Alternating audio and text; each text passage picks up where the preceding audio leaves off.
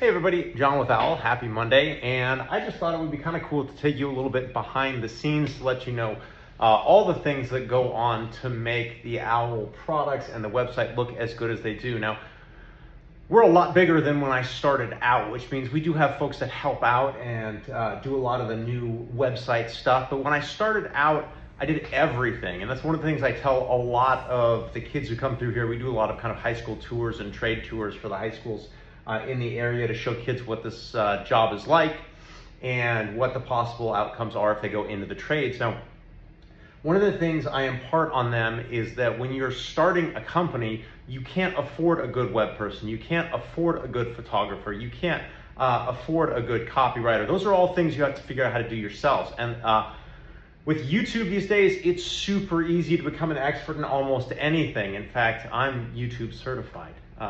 Anyway, but one of the things I want to show you is imagery. I think imagery is critically important, and if I take you off of the tripod, which I typically don't use here, and show you things like this, these are images on our website. So this is the Ridgeline and Ridgeline Max, and of course I can click on these and bring you in a little bit closer. It's a very clean image, and all of this is purposeful, and it takes hours and hours and hours, and I had to learn how to do all of this myself.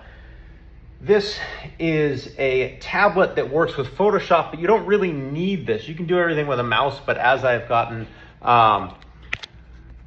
older and more both persnickety and my wrist starts to hurt after a while, I've gone to this tablet that lays down. What's kind of cool though, let me try to figure out a way to get you guys in here closer. What's kind of cool is how things start. So an image that ends up looking beautiful on the website like that oftentimes starts out as an ugly image in the parking lot. And that's because we don't have the budgets to do some huge photography shoot of a vehicle indoors like a lot of magazines and so on would. It's incredibly time consuming. And so we do a lot with Photoshop. And it's not that, I feel like Photoshop gets a bit of a bad rap because people talk about Photoshop being something where somebody makes something look better than it really is. And sometimes it's just as simple as making the product look like the product does in person. And when you take a photograph of a product and it's out and there might be a dead bug on it or it's on pavement, it's not exactly representing the product well to keep that dead bug in the final image. So you take an image like we have here, which is just an image of the front of one of our Tetons with a Ridgeline Max on it. And you can see that it's out in the parking lot. It's not particularly clean. None of the lights are on, etc. And then after learning Photoshop, you get to a point. Now, I don't necessarily do Photoshop as well as many photographers do Photoshop.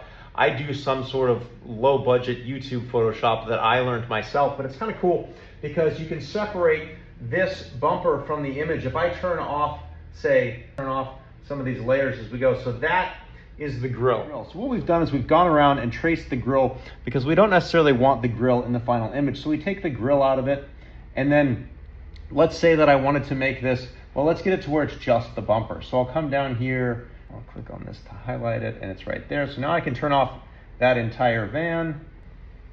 All right, so now I've turned off that entire van, and there's a couple of things missing here. And then we've also got the Ridgeline Max, but let's say I wanted to turn this into a Ridgeline pre-runner. I could come down here and select this, and all of a sudden that's the light bar. All right, so this front part is from the Ridgeline Max, and I can turn that off, and right now you've got a pre-runner.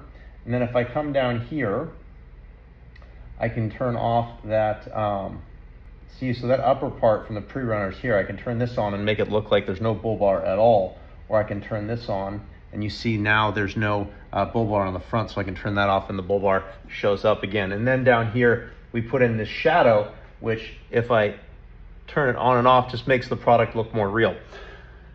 That takes hours and hours and hours of work to do for each photograph so that you get something that looks good on the website.